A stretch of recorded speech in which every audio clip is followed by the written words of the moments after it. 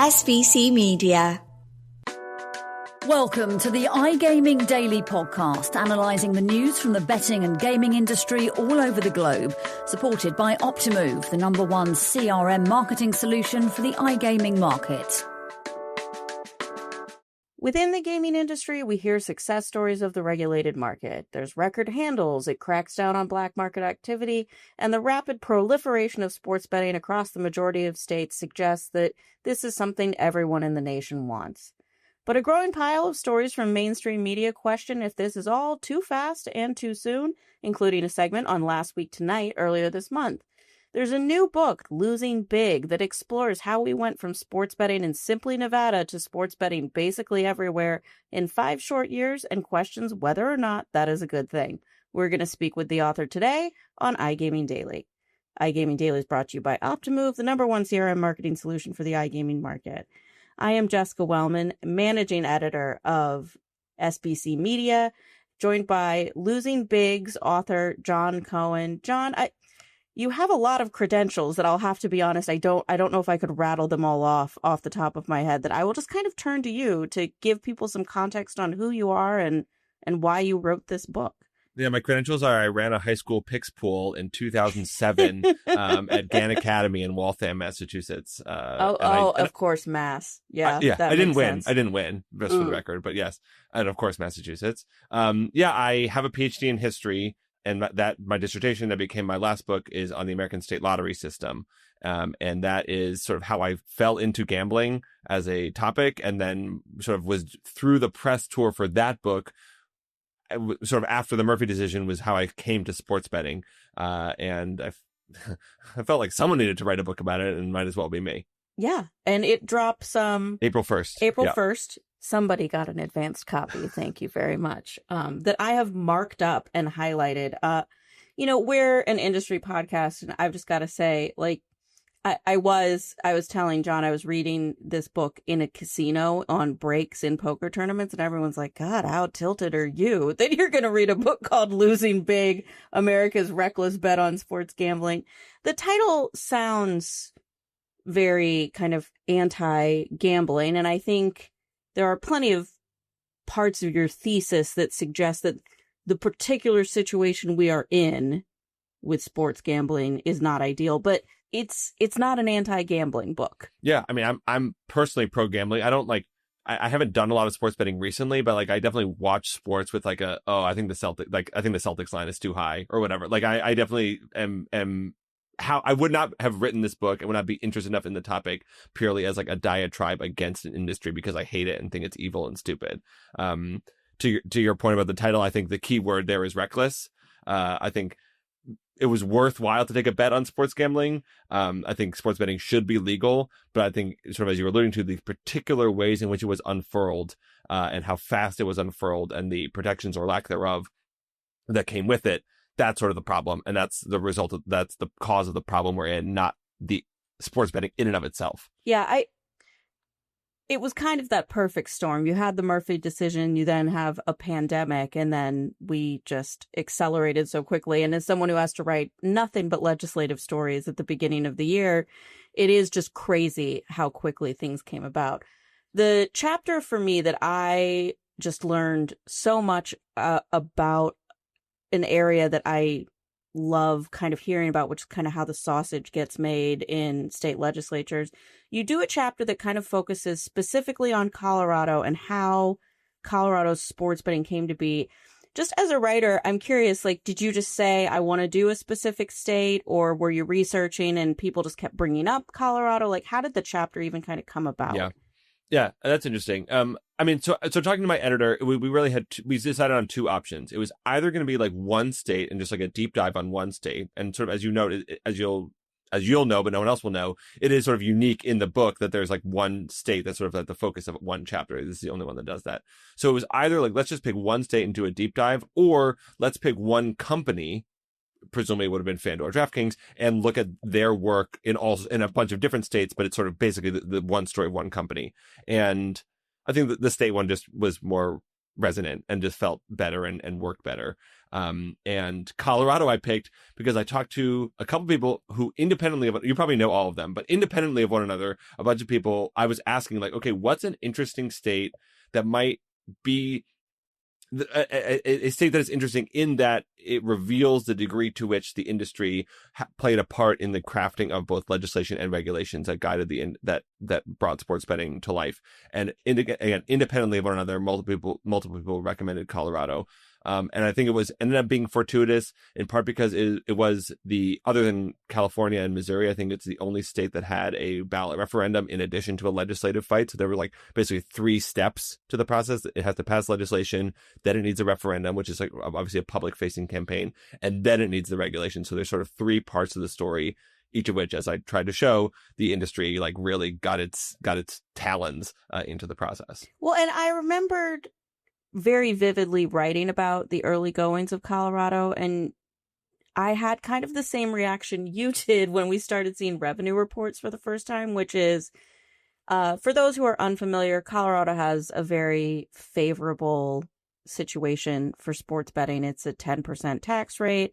You, up until a couple years ago, could fully deduct your promotional credit. They have since realized and gone back and adopted a tiered system. It was a 10% tax rate that was effectively a 4.7% tax rate because of the deduction. Yeah.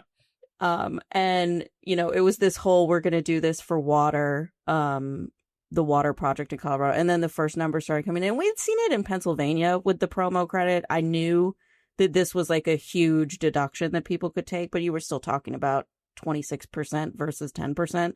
That, yeah, seeing the numbers that were coming in terms of the taxes, I was like, well, you could probably fill like a swimming pool or something like that with the amount of money that went through there.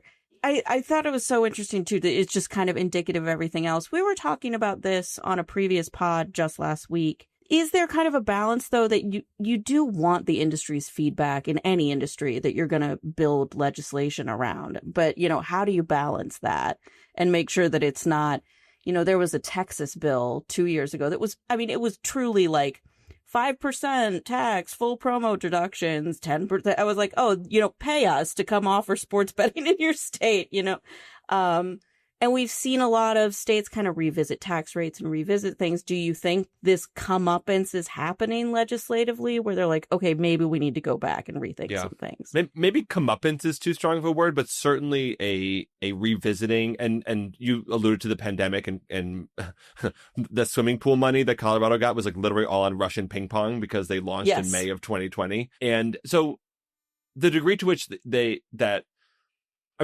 framing, and again, this goes back to the sort of idea of recklessness, right? That legislators were in many ways, and legislatures and legislators were sort of caught flat-footed by the rise of sports betting and by these lobbyists. And again, Colorado was like a part-time legislator, and then all of a sudden, like a FanDuel lobbyist or whoever shows up at your door or at your office and is like trying to ram through sports betting, and you don't even know what sports betting is. You're only allowed to even propose only so many bills per year. Oh yeah, I didn't. That was strange to me too. I was like, oh, that's a fun wrinkle. Yeah, but and this is what was weird about Colorado. It's like at this point it's a blue state. Until very recently it was a purple state, and it's like very clearly has these deep libertarian inclinations that sort of help sports betting get over the line and overcome a lot of the religious groups that are in the state that might have opposed sports betting, but sort of didn't say anything, and as a result it sort of steamrolled through. So yeah, I think it's I think the industry, again, whether the legislator was like asleep at the wheel, I don't know what I don't want to be too unkind, but yeah, in many ways it was typical of what you'd expect from a bill with a lot of relevancy for the private sector, in that you'd get the stakeholders who are going to have to actually offer the games involved. And frankly, there was a lot less the bills and the regulations that came before the companies for their review were actually already so favorable to them and sort of already designed with their things in mind that the companies didn't have to do a lot of the shady stuff that I was expecting to find, like the New York Times reporting the cigar giveaway for Kansas legislators. They didn't have to do any of that because Alec Garnett, who was at the time the speaker of a member of the Colorado House, later the speaker of the House, and then even later the chief of staff to the governor, like genuinely loves betting on sports and was like really, really excited, and like goes on a Colorado sports talk radio station the day of the Murphy decision, be like, we got to do this. We got to do this. We got to do this. So They didn't have to because their vision for sports betting, did Alconet know it should be a 10% tax rate? We want temporary licenses and licenses should be really, really inexpensive. No, but spiritually, he was already in line with what the companies wanted. Yeah, so we've seen a lot of people kind of revisiting and rethinking how they regulate sports. Largely, it's been tax rate. You make a lot of recommendations in the book that I think all of us have kind of been those who are critical shouting from the rooftops for a long time. If you had to, we're not going to get everything. If you had to pick one thing that you'd really like to see change in, what would the one area be? Okay. So I have like a bigger framework and then two very specific things if I can cheat and like pick one thing, but really pick two things. So the one big thing is basically the way that my understanding of, gambling addiction or problem gambling or at-risk gambling works. It like really is like a slippery slope in that you can start betting totally casually, totally easily, and like have a bad loss, chase your losses again. And then all of a sudden you're going from the bunny hill, like on your way towards the black diamond. So the sort of the big change overall is like anything that would stop you at the end of the bunny hill and like doesn't let you sort of accelerate down the mountain and start going faster and faster. So the two very specific things that I would do with that would be like, first of all, I don't know what you call it, like a cooling off period, but like when you deposit money into your account, there's got to be a waiting period. I don't know if it's 20, I don't know how long it should be, but it's not like you can lose your bet or lose your entire bankroll and then like double it in 5 minutes because you want to bet on like minor league British darts in the middle of the night because that's the only thing that's available at this point.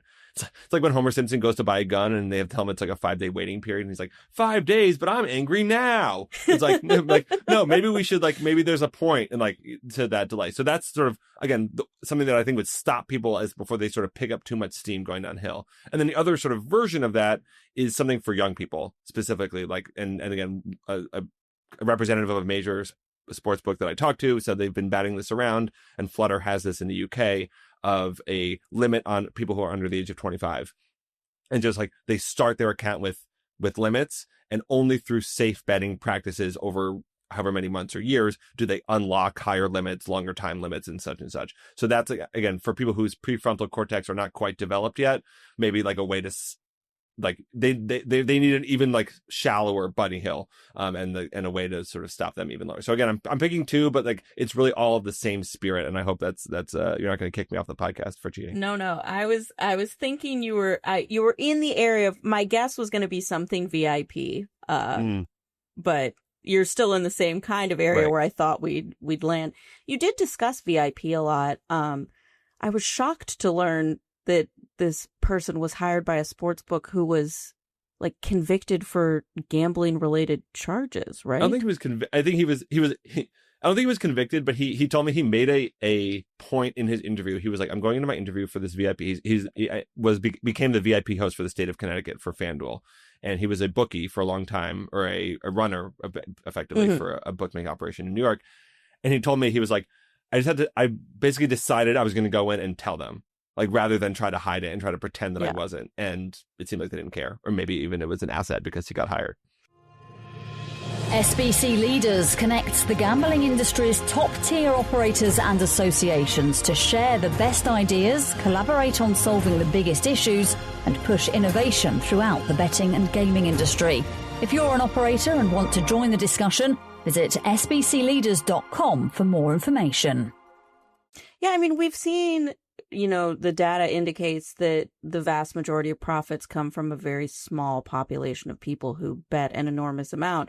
So that just, again, to the two things you want to fix, kind of runs counter to how you pad the bottom line. But then how do you find the balance, Totally. And just to take your point on the VIP, the reason it's not like my number one thing is like that oh god, I haven't been skiing in a long time, but like that feels like a blue circle or like a green square, like kind of thing. You know what I mean? It's like you're off. That's like you have to get past the bunny hill to get onto the VIP slope.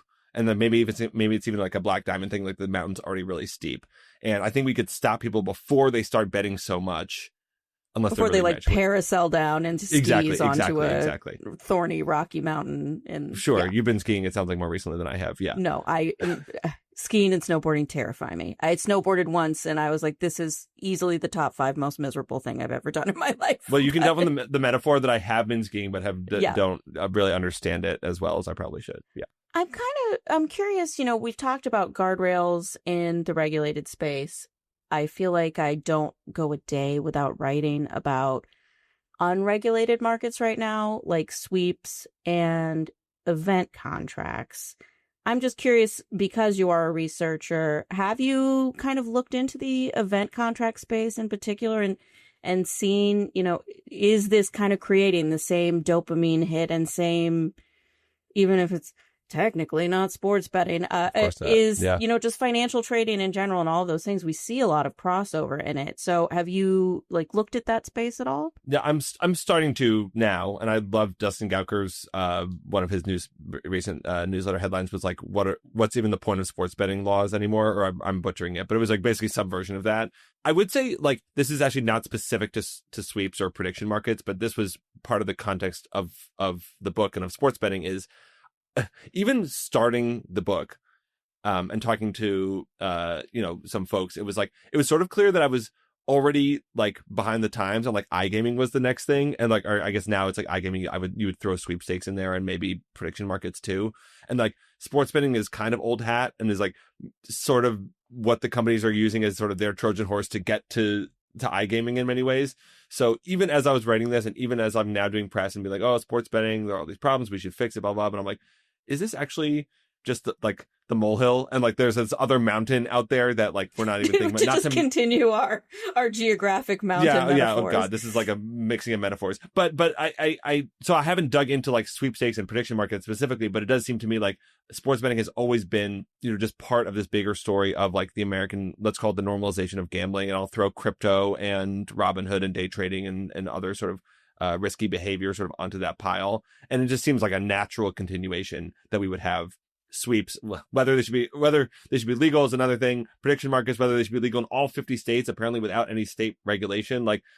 Sort of a question aside, it's more of a cultural question about how much gambling is okay, and is this just where we are now? Yeah, my background is in poker, and I was very deep in the poker tournament scene for a long time, and I have such a large group of friends that Black Friday happened. So they went from poker, then they discovered DFS, then they went and did, crypto and NFTs. Now they're doing sports betting. Now they're doing prediction markets. And it does seem like there is just kind of this funnel that they all are proceeding through. And it's a bit interesting to just note that there does seem to be amongst people under the age of 40 a belief that these are all things that I have enough control of that I should be able to profit if I do it correctly. Yeah. And my question is the market has to burst at some point. There are again, I know there's some cannibalization involved and it's some just people pivoting from one type of gambling to another. But at some point, we as a society have to, I don't know what the dollar number is, I don't know what the percentage is, but it seems like at some point it's too much. I don't know. I'm not going to say when it is. And everyone, of course, has their different line. And maybe someone would say there is no line, bring it on.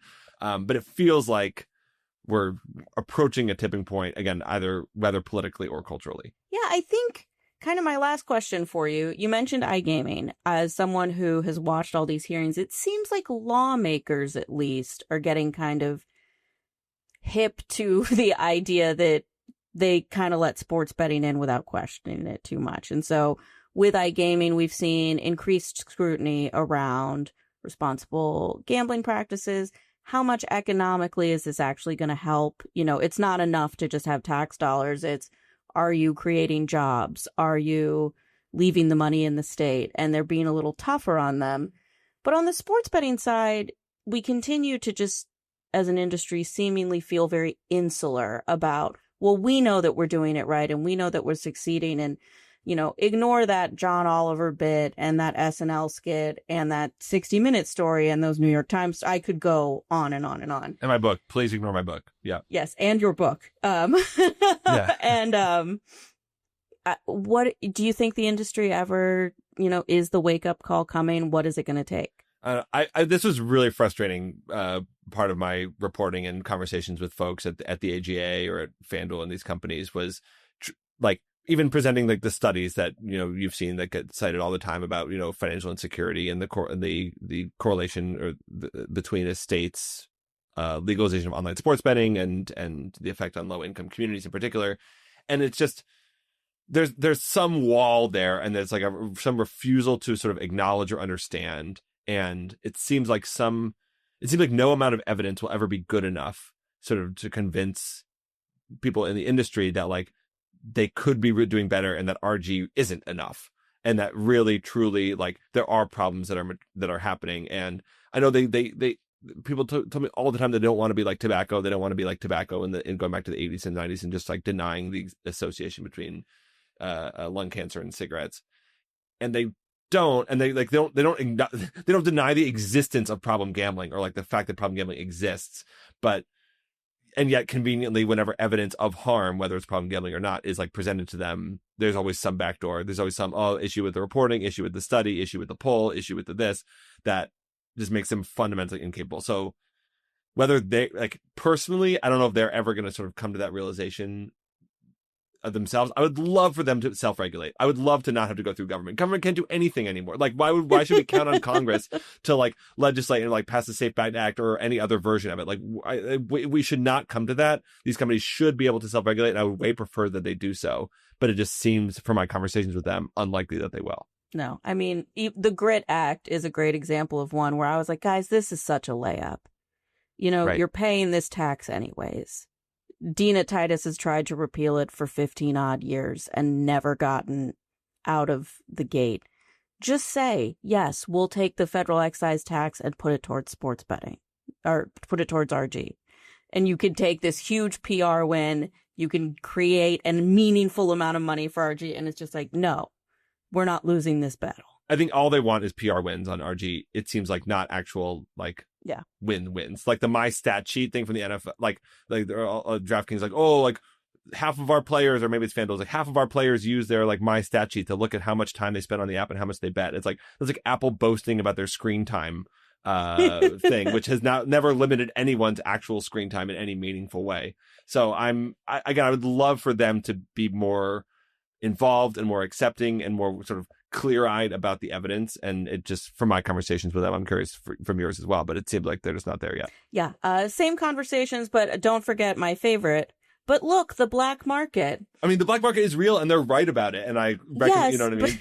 But it doesn't excuse. You don't get to get up on a pedestal and say you're a lot better when you don't hold yourself to as high a standard as you are. If I could put a bow on this a little bit, like when you brought up prediction markets and sweepstakes, there's a chance we're going to look back in 5 years and look at, the current, look at FanDuel, DraftKings, and these companies as like benevolent and benign compared to these unregulated or claiming to be unregulated operators that might like take over the industry.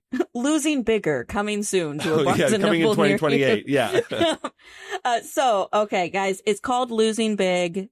I am not joking. I have bought copies for 3 of my editors and sent it to them to say, you need to read this. It's incredibly useful.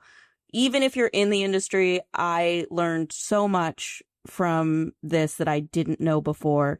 So check it out. It's Amazon, those sorts of places, John. Everywhere, I hope. And it's not crazy long. So for those of you who are not big readers, it's very doable. So check it out. Thank you so much for joining us. I look forward to reading more of your research as you go forward. And again, I'll have you back here for Losing Bigger whenever it drops. In 3 years about the sweepstakes or iGaming or something. I can't wait. All right. Thanks, everyone. Thanks, John. And we'll see you next time on iGaming Daily. Thank you for listening to today's iGaming Daily podcast, supported by Optimove, the #1 CRM marketing solution for the iGaming market. If you want to find out more about some of the subjects raised today, feel free to explore any of the sites in the SBC News Network or check out the latest edition of the SBC Leaders magazine. Happy reading.